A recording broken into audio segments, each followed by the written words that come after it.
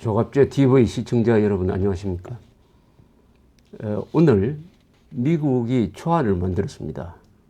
즉 유엔 안보리가 북한의 최근 핵실험과 장거리 미사일 발사에 대한 추가 제재를 해야 하는데 초안을 미국이 만들었습니다. VOA 미국의 소리 국무성에서 운영하는 방송입니다만 여기서 입수한 초안의 내용이 아주 강경합니다. 이거는 이대로 만약 시행이 된다면은 드디어 김정은이 목을 졸리게 된다는 실감을 느낄 수 있을 정도입니다. 이 안보리 결의안 초안에서 주목되는 부분은 김정은에 초점을 맞췄다는 사실입니다. 그러니까 이 구도를 북한 주민도 아니고 북한 노동당도 아니고 북한 정권도 아니고 김정은에 초점을 맞췄습니다. 그러니까 김정은 대 세계의 대결 구도, 김정은 대 세계의 평화를 관리하고 있는 유엔 안보리겠죠. 김정은 대 세계, 이런 구도로 만들었다는 점이 특징입니다. 이걸 보면서 저는 1950년 7월 19일 날 이승만 대통령이 그 어려운 시기에 남침을 당해가지고 대구로 임시수도가 옮긴 그 시점에서 본인이 직접 타자를 쳐서 보낸 트루만 대통령한테 보낸 편지 생각이 납니다. 여기서 이승만 대통령이 이렇게 이야기합니다. 이 전쟁은 남북 간의 대결이 아닙니다. 이 전쟁은 소수의 사대주의자 집단인 김일성과 한민족 전체의 대결입니다. 이렇게 이야기합니다. 김일성과 한민족 전체의 대결이지 이게 남북한 대결이 아니다. 그런 구도에서 보면은 그 한국을 지원했던 유엔 참전국 16개국 그리고 세계 전체의 대결로 지금 몰아가고 있는 이 상황은 어떻게 보면 이승만 대전략의 구체적 실현이 아니냐. 이승만 대통령이 저승에서라도 참 기뻐할 내용입니다. 이 구도로 가야 됩니다. 그러니까 김정은을 제거하는데, 김정은을 무력화시키는데 국제적 협조가 이루어져야 됩니다. 중국과도 나중에는 손을 잡아야 합니다. 러시아도 설득을 해야 됩니다. 이 내용 안보리 결의안 초안에서는 김정은과 그 동생 그리고 황병서라든지 이런 자들의 재산을 압류를 하고 해외여행 금지 대상자로 지정을 했습니다.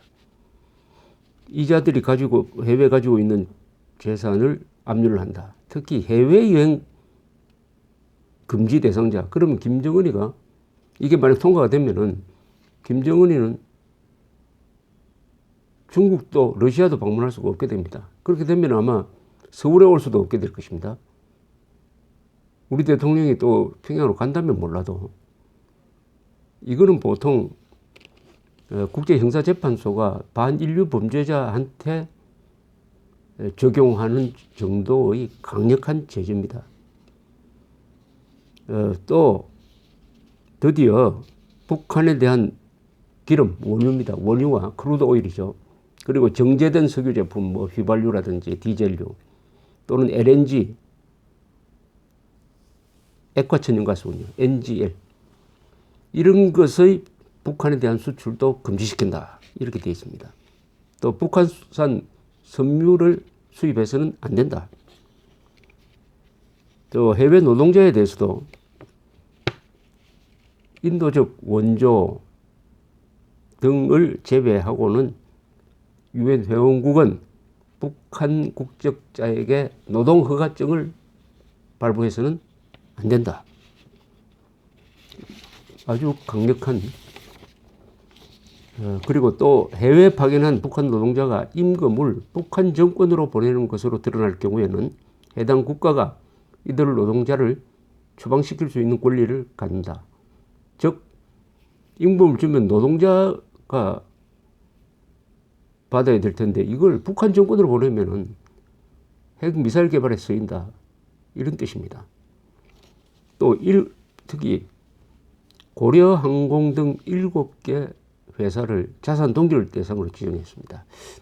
이게 확실하지 않는 게 이게 고려항공의 해외 취항까지 금지시키자는 이야기인지 이게 좀 애매합니다. 이것은 타격이 큽니다. 고려항공의 해외 취항을 금지시키면은 북한 특히 그 고위층의 행동에 많은 제약이 가해질 것입니다.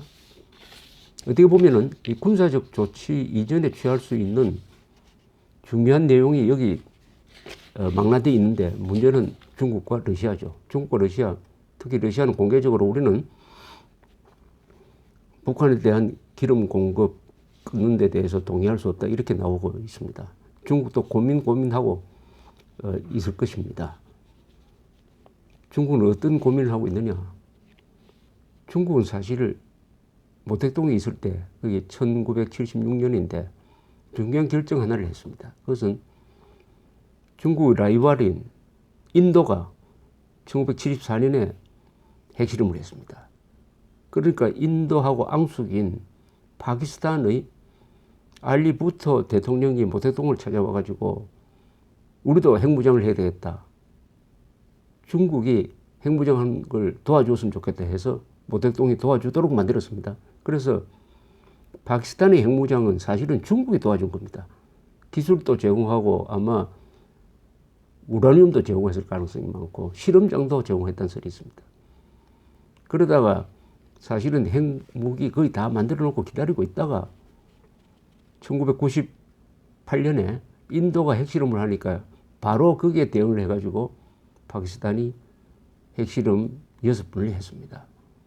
그때 파키스탄에 들어가는 이 핵기술이 북한으로 들어가는 것도 중국이 묵인 또는 방조했습니다.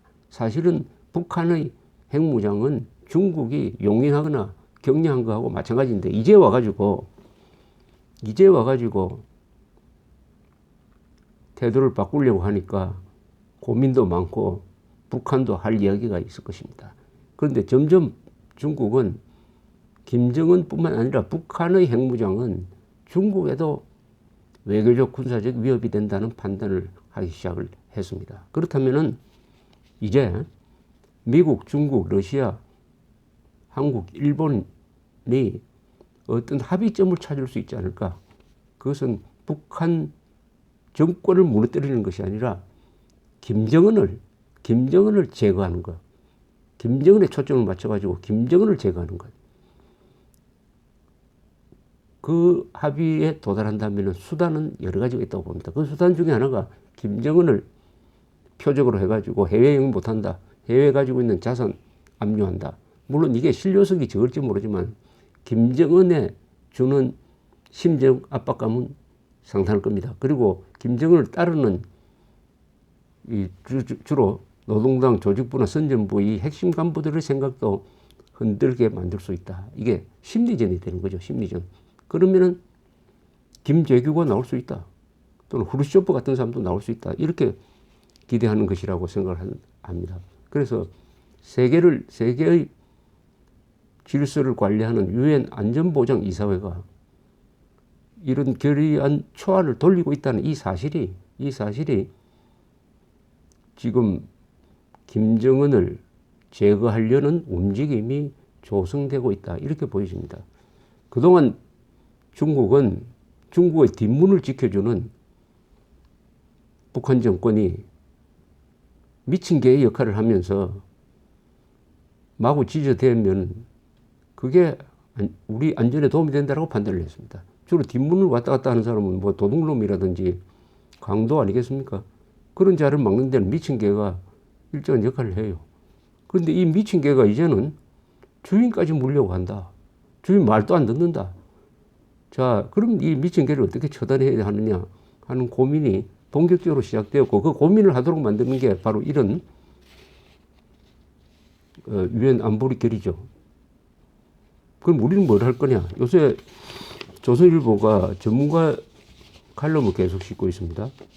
오늘 김성한 고려대 국제대학원장 전에 외교부에 차관하신 분이 쓴 글을 읽어보니까 제목이 전술핵 재배치 워싱턴 설득에 나서라 이렇게 되어 있습니다. 이걸 읽어보면서 그동안에 외롭게 욕을 많이 먹어가면서 핵무장을 주장하고 전술핵 재배치를 주장했던 일종의 선각자죠. 그런 분들의 얼굴이 떠오릅니다. 가장 먼저, 제 생각에 가장 먼저 한국에서 핵무장을 불가피하다고 주장했던 분은 유엔 대사를 지낸 박근 대사님이었습니다. 2006년 전부터 그런 주장을 해왔습니다. 저도 그분의 논리에 설득을 당해가지고 그 무렵부터 자체 핵무장을 해야 된다. 그리고 돌아가신 김상철 전 서울시장도 그런 주장을 가지고 공개적으로 발표도 하고 했습니다. 2009년 무렵부터 상당히 이 핵무장론이 확산되고 저는 자료를 뒤져보니까 나토에 5개 나라가 미국의 전술핵 무기를 자기 나라에 두면서 전시에는 평시에는 미국이 관리하지만 전시에는 미국과 그 나라가 같이 공동 사용할 수 있는 이른바 전술핵 공동 사용권 뉴클리아 쉐어링 제도가 있다는 것을 알았습니다. 그래서 그 무렵부터는 저는 현실적으로는 전술핵 재배치 및 공동 사용권을 주장해 왔습니다. 그것이 확산되어 가지고 드디어 요사이는 전술핵 재배치가 여야를 넘어서 국방부까지도 하나 공론의 대상이 되고 한국당은 전술핵 재배치를 당론으로 채택하고 이제는 한 걸음 더 나아가 미국의 대표를 보내서 미국을 설득하려고 하는 이런 노력을 하고 있습니다. 또 정몽준 전 의원도 아주 정력적으로 이 자위적 핵무장이나 전술핵 재배치를 주장해 왔습니다. 요사이는 특이한 게 전에 안보부서에 근무했던 분들이 이제 옷을 벗고 나와서 홀가분한 입장에서 전술핵 재배치를 주장하니까 아주 힘이 실리고 있습니다. 그 중에 한 분이 김승환 전 외교부 차관입니다. 이분은 전술핵 재배치가 왜 필요하느냐? 물론 전술핵이 한반도에 없더라도 그 이외에 미국이 가지고 있는 막강한 핵탄두와 폭격기와 잠수함이 있지 않느냐. 굳이 한국에 둘 필요 없다라고 미국 쪽은 이야기하지만은 그게 아니라는 겁니다. 이 김승환 전 차관의 이야기는. 핵 문제 해결에서 가장 중요한 것은 국민들의 심리적 안정이다. 그러니까 한국인들이 안심하지 않으면은 안 된다. 한국인들이 북한의 핵 공간에 넘어가 버리면은 한국 사람들이 들고 일어나 가지고 북한 핵 인정하자 하는 이야기로 나올 가능성이 있습니다.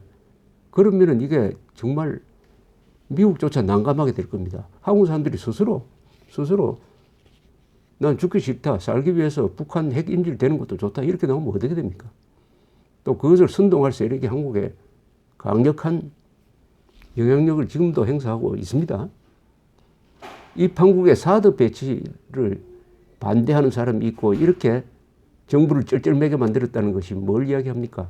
그래서 김성환 전 차관은 전술핵을 재배치해 놓으면은 국민들이 안심하게 된다. 심리적 대응이 매우 중요하다. 이런 주장을 하고 있습니다. 국민들을 안심시켜 놓는 차원에서는 이번에 유엔 안보리가 추진하고 있는 김정은을 타겟으로 한 자산 동결 해외 금지 조치 그리고 원유 중단 이게 국민들을 안심시켜 놓을 수 있죠. 우리 국민들도 이제는 김정은이가 죽을 꾀를 썼구나. 세계 전체를 상대로 하고 있구나. 중국도 돌아서고 있구나. 이런 생각을 한다면은 좀 안심하고 시간이 우리 편이다. 이러면서 북한의 핵 공간에 넘어가지 않고 버틸 수 있을 것입니다. 버티면은 김정은은 반드시 이번에 혼이 난 정도를 넘어서 무력화될 가능성이 많다고 봅니다. 그런 점에서 전술핵 재배치와 공동사용권 확보, 기름 끊는 이야기 이것이 이번에 유엔 안보리에 설사 거부권 행사에 걸려서 통과되지 않더라도 이 카드를 우리가 계속 가져가면서 그다음에 국가별 제재를 할 수가 있습니다. 국가별 제재. 중국, 러시아가 참여 안 하더라도 그리고 돈줄을 죄는 것. 그리고 또 한 카드가 남아있죠.